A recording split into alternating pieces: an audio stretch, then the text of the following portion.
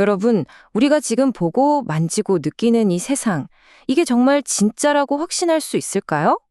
오늘 좀 머리 아픈, 하지만 정말 흥미로운 얘기를 해볼까 하는데요. 바로 현실의 본질을 파고드는 철학적 여정입니다. 어쩌면 우리가 당연하게 여겼던 모든 게 생각보다 훨씬 이상한 걸지도 몰라요. 자, 그럼 바로 핵심 질문을 던져볼게요. 만약에 말이죠. 이 세상이 여러분이 딱 보고 있을 때만 존재한다면 어떨 것 같으세요? 내가 눈을 감으면 사라지고 다시 뜨면 나타나는 거죠. 좀 황당하게 들리죠?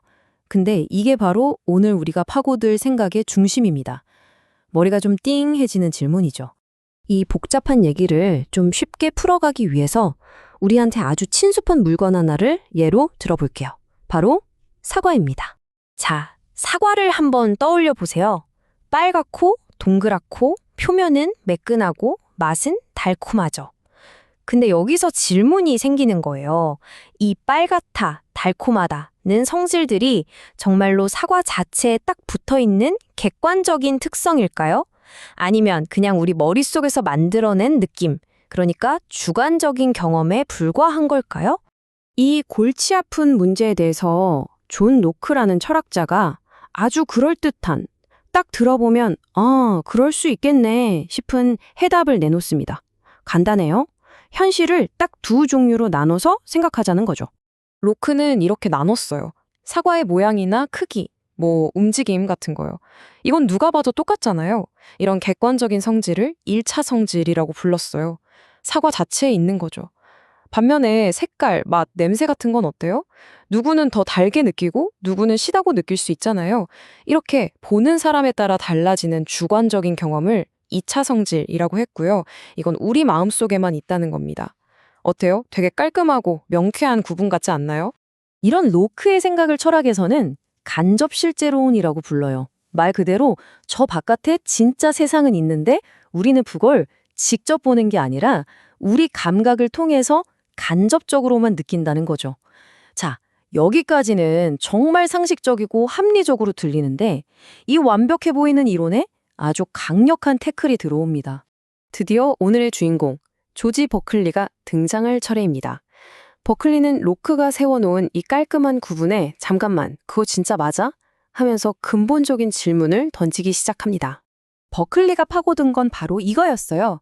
로크가 이건 절대적이고 객관적이야 라고 했던 그 1차 성질들, 그러니까 모양이나 크기 같은 것들 말이에요. 버클리는 묻습니다. 과연 그것들도 사실은 주관적인 게 아닐까?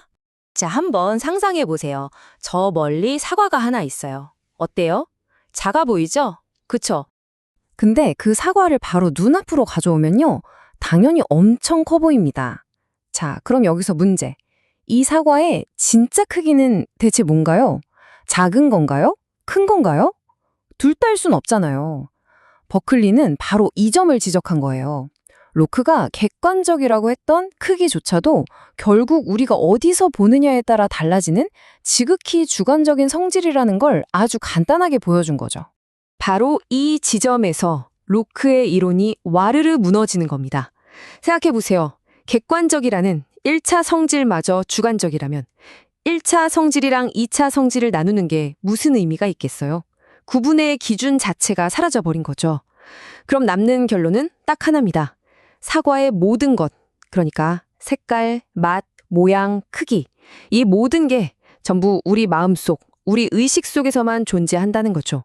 자, 이제 로크의 상식적인 세계는 무너졌습니다. 그럼 이제부터 버클리가 우리를 초대하는 아주 급진적이고 새로운 현실로 한번 들어가 보시죠. 바로 모든 것이 마음 안에 있다는 세계입니다. 바로 이 문장, 존재하는 것은 지각되는 것이다. 버클리의 철학을 딱 한 문장으로 요약한 정말 유명한 말이죠.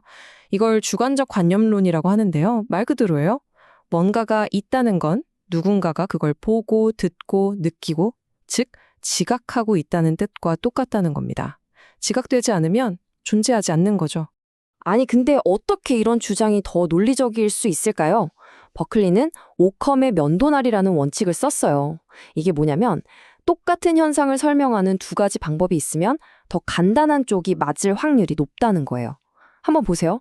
로크의 생각은 신이 물질 사과를 만들고 그게 우리 마음에 관념을 만든다는 3단계잖아요. 근데 버클리의 생각은 신이 우리 마음에 바로 사과 관념을 준다. 2단계죠. 훨씬 간단하잖아요. 굳이 물질이라는 중간 단계를 설정할 필요가 없다는 거예요. 버클리는 이 불필요한 가정을 면도날로 싹둑 잘라내버린 겁니다. 자, 그런데 이 얘기를 듣다 보면 아마 대부분의 사람들이 똑같은 질문을 떠오를 거예요. 잠깐만. 그럼 내가 안 보고 있을 땐 다 사라진단 말이야? 이게 버클리 이론의 가장 큰 약점처럼 보이거든요. 바로 그 유명한 증문이죠. 숲속에서 나무가 쓰러졌는데 그걸 본 사람이 아무도 없다면 그 나무는 쓰러진 걸까요? 아닌 걸까요? 더 쉽게 말해서 여러분이 지금 이 방에서 나가면 이 방에 있는 컴퓨터나 책상이 다 사라진다는 얘기일까요? 이건 말이 안 되잖아요. 너무 이상하죠. 물론 버클리도 이 질문에 대한 답을 준비해 놨습니다.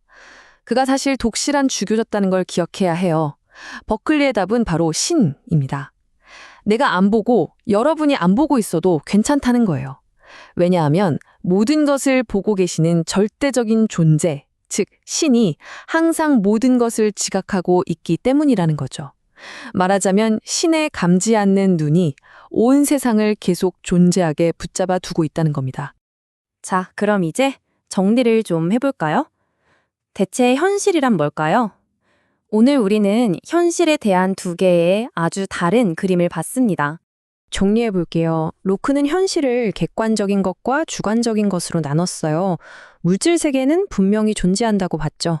하지만 버클리는 여기서 한 발 더 나아가서 모든 건 다 주관적이고 우리 마음에 달려 있다고 주장했어요.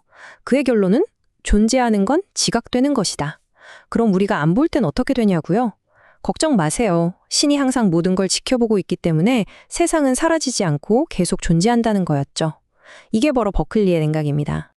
자, 이제 마지막으로 여러분께 이 질문을 던지면서 마무리할까 합니다. 우리가 진짜 세계라고 부르는 거, 이게 과연 단단한 물질로 이루어진 물리적인 공간일까요? 아니면 어쩌면 신적인 거대한 마음이 공유하고 있는 아주 완벽하고 일관된 하나의 생각 혹은 꿈 같은 걸까요? 생각해보면 요즘 나오는 매트릭스 같은 영화나 우리가 사는 세상이 사실은 시뮬레이션일지도 모른다는 얘기들이 있잖아요.